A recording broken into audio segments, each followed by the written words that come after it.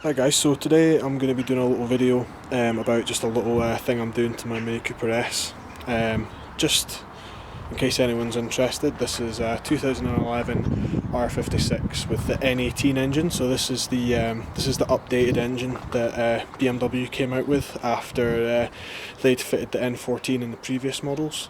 The N14 had a lot of timing chain issues and stuff like that, and PCV issues with oil getting through and stuff, but they redid the engine, made some changes to it, and this is the one they came up with.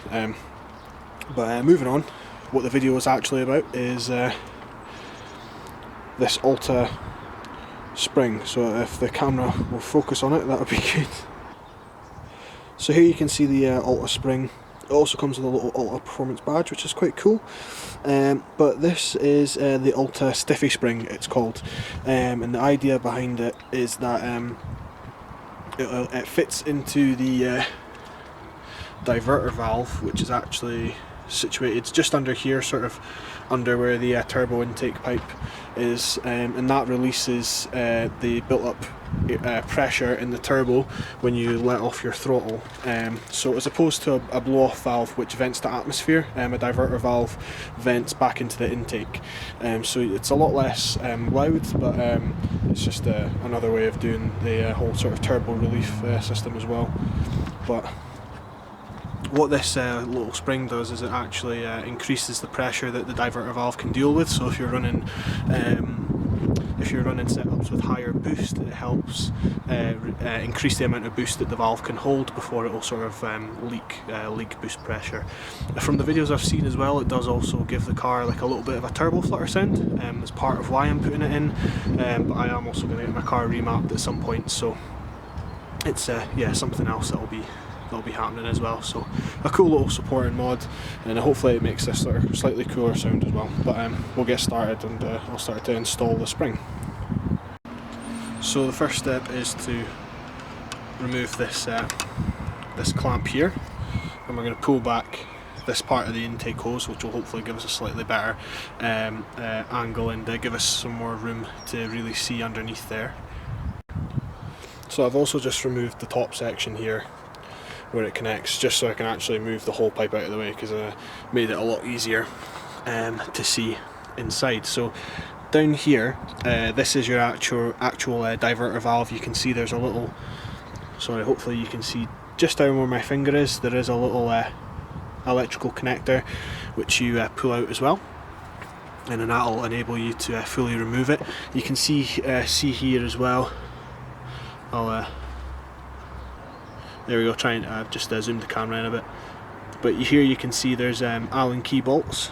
There's 3 of them, one down there, one down there, and then there is also another one down on this side here, further down in that section. So that's kind of the basics of getting it off. It's a pretty tight space, so it might actually be a bit of a pain to get it off. Usually when you start something on a car, you think it's going to be easy, especially when it's a small thing, and then it turns out to be a bit of a ball ache. So we'll see how it goes anyway. Okay, so I managed to get all of the screws out. You can see them here.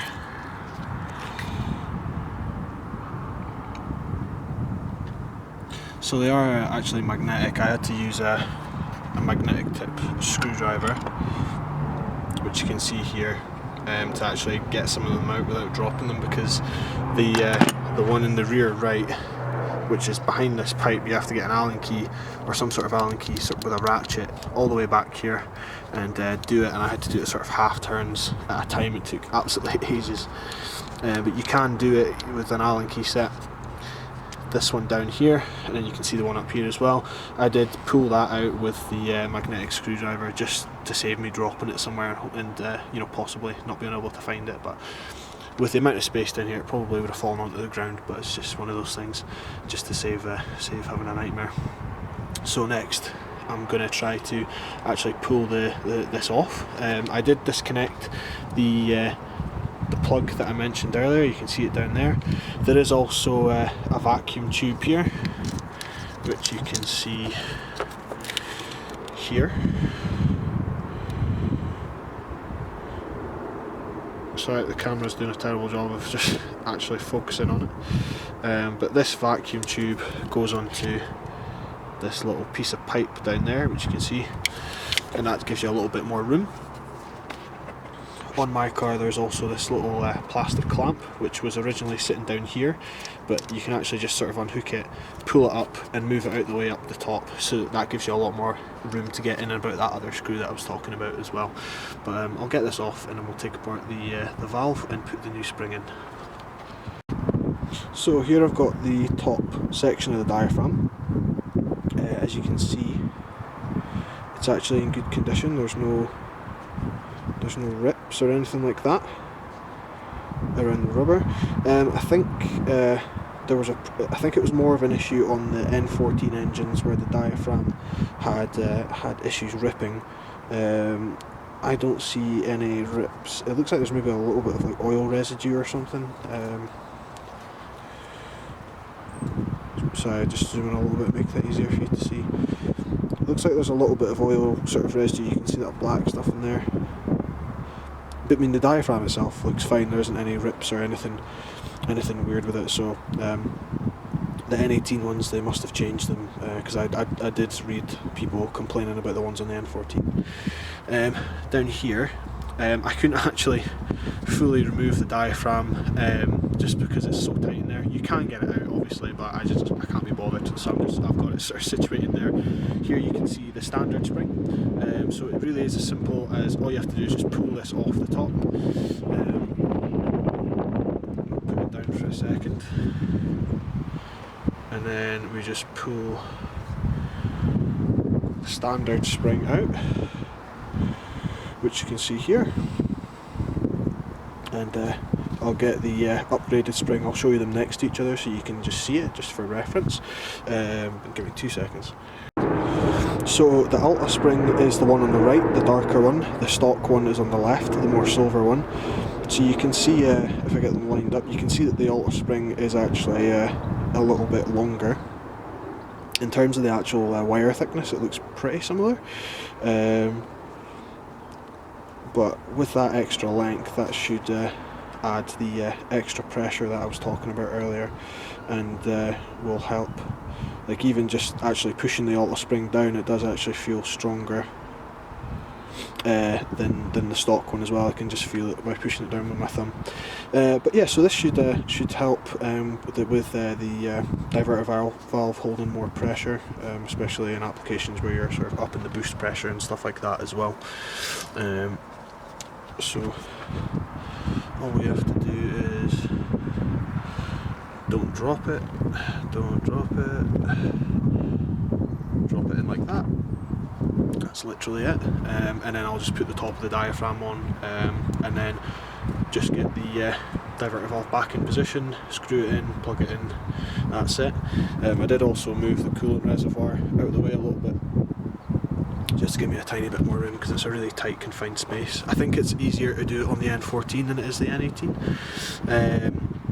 So yeah, I'll finish that off, and then I'll show you once that's all tidied up. So that's it sorted, that's everything buttoned up. Just make sure you remember to actually plug the diverter valve back in. The screws actually went in a lot easier than they did coming out, which I didn't expect, so it was quite quick to just screw them in. A bit tight, a bit finicky, but still managed to do it. If anyone else is interested, I've also got this MTC Motorsport turbo intake pipe. A couple other bits I've got on my car is a Blue Spark tuning box as well. Excuse the janky fitment, but it was I kind of just did it quickly and I haven't really touched it since. That's supposed to bring the power up from 184 standard up to about 210. It adds about 30 brake horsepower and 30 Newton meters or foot pounds. I can't remember. I think it's 30 foot pounds of torque. I'd have to double check.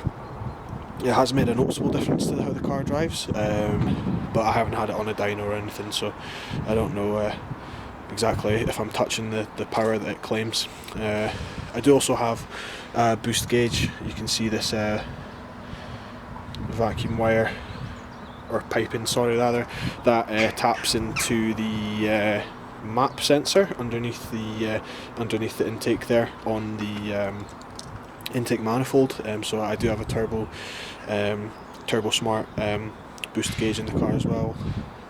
A few bits and bobs I've got done to the car. It does have a Zostworks back box delete as well.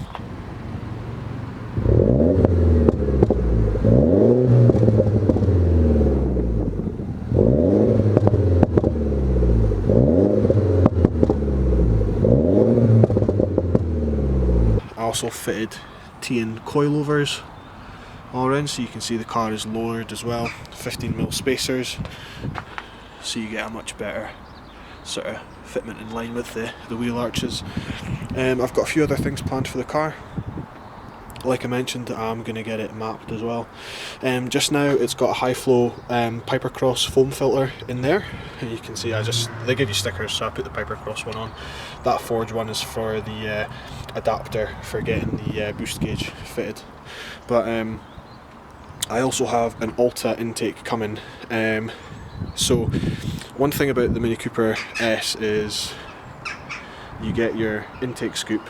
I think on the N14s it's actually all blocked off, but on the N18s it opened up some of the holes. But what you can actually do is remove that whole plastic grate and turn it into a proper scoop that brings cold air into the engine bay.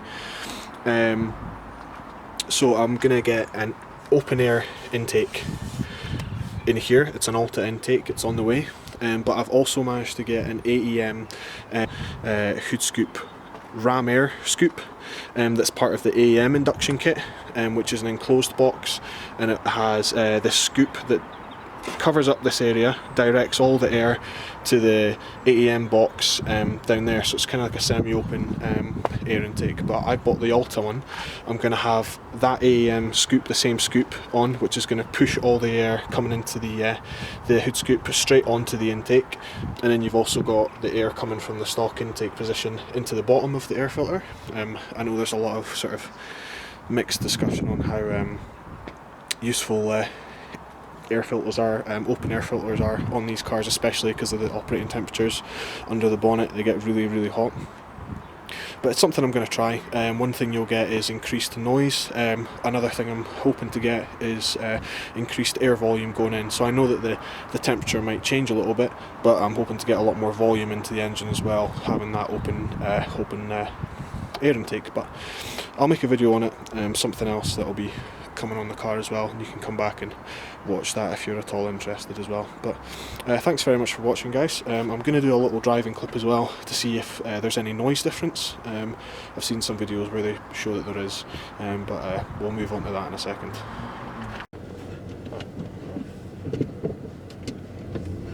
Right, so I'm just going to take my car out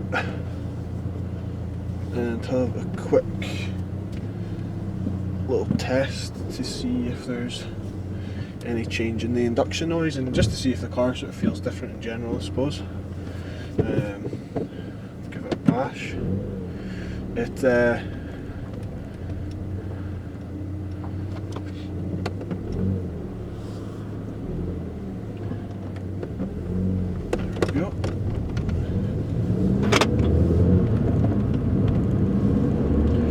One thing I would say is if you want more induction noise, the Pipercross filter that I've got really does a lot to increase it, because obviously it improves the flow. So having that foam filter in there does really increase the blow-off sound. And I know it's not a blow-off valve, but you still get that. That same kind of blow-off sound, albeit not as loud because it's in a sort of sealed intake system. But if you want a slightly more fun sound, a sportier sound when you let off the throttle to release that boost from the turbo, it does actually sound really good. You might be able to hear it in this video. I'm not sure if it'll pick it up, but I'll be sure to sort of let you know what I find.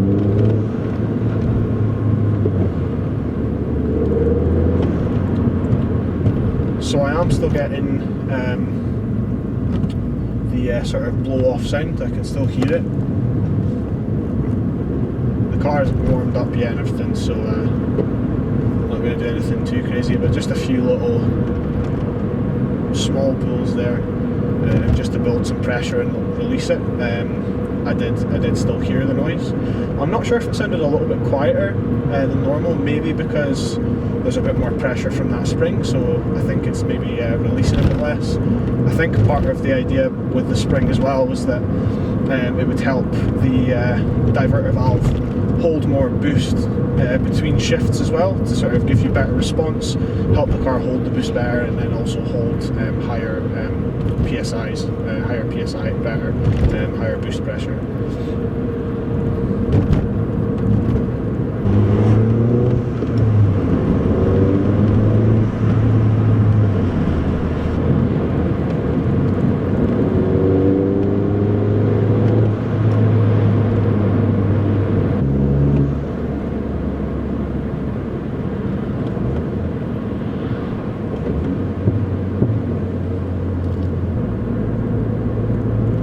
Yeah, I do think it's definitely changed the blow-off sound a bit. It feels almost a little bit more restrained, almost like it is blowing off a little bit less air, which I'm sure it probably is, which is good. It means there's more sort of pressure in the system for the next gear change, which is good.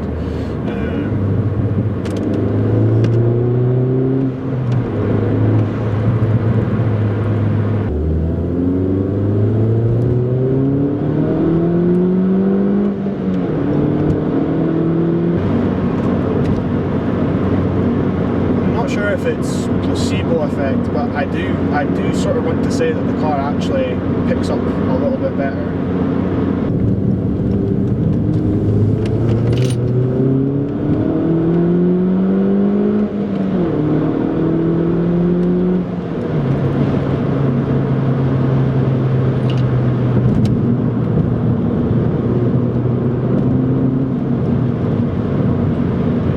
I do kind of feel like it's picking up the boost quicker. It seems to be holding it a bit steadier as well, because when I took the car out the other day without this spring in, when I was doing a couple of sort of test pulls, I did notice a little bit of fluctuation in the boost pressure, but when I did a pull there, it seemed to be holding a lot steadier up at about 14-15 psi.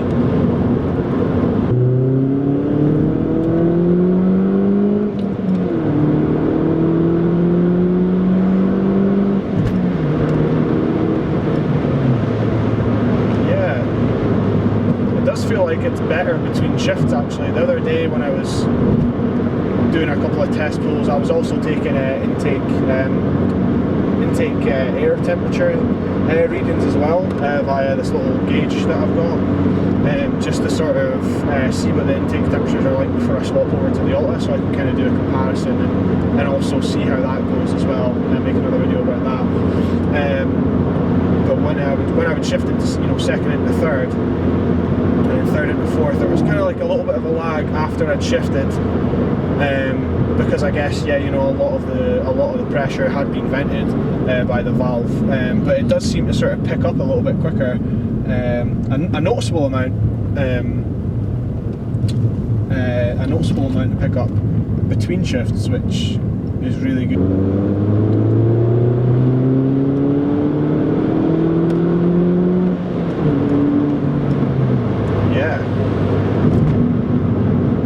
I think that's worth it. So I mean, that was £28 I paid. £28 I paid for that, off of eBay, from a reputable seller, and I definitely think that has actually made a difference.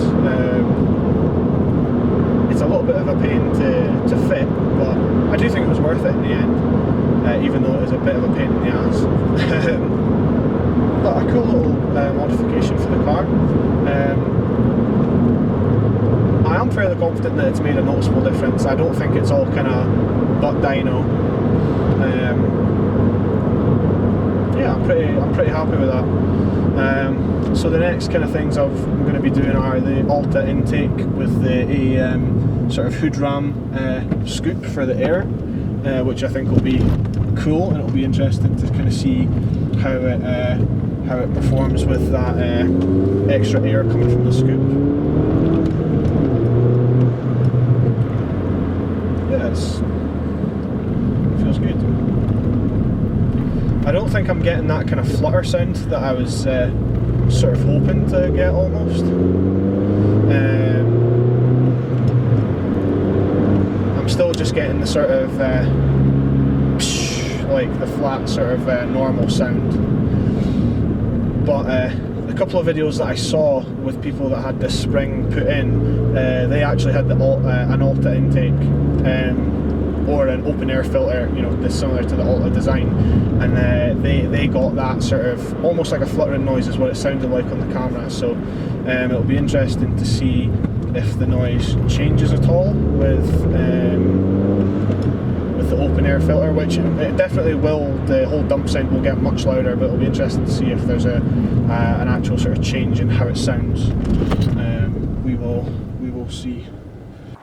Yeah, so thanks very much for watching, everyone. Hopefully that video was somewhat informative for you. I am just a guy with a Mini that, you know, turns a few wrenches on it, so it is what it is. Take it as you will. But that's just my experience with the Alta Spring. Hopefully it's been somewhat informative, like I said, and hopefully you can take something from it. But I will be doing other videos. I do have things in the pipeline. I've also got a catback Scorpion exhaust system which will be going on the car. Just now I've got the Exhaustworks back box delete, which, as you saw before, I did put in a little bit of the pops and stuff. If you're wanting a cheap way to make the Mini sound better and really make the pops louder, I'd 100% recommend that. You can get it for about, I think, about £110 off of eBay. You do have to cut your exhaust at the back, measure it, cut it, and then slip on the pipe, and it comes with a clamp. You can clamp it on. But just make sure you do it properly the first time, because I messed it up and had to get a place to extend it a little bit so I could get the tips out of the back bumper. But again, just a quick thank you for watching, everyone, and hopefully you stick around for more videos. Cheers.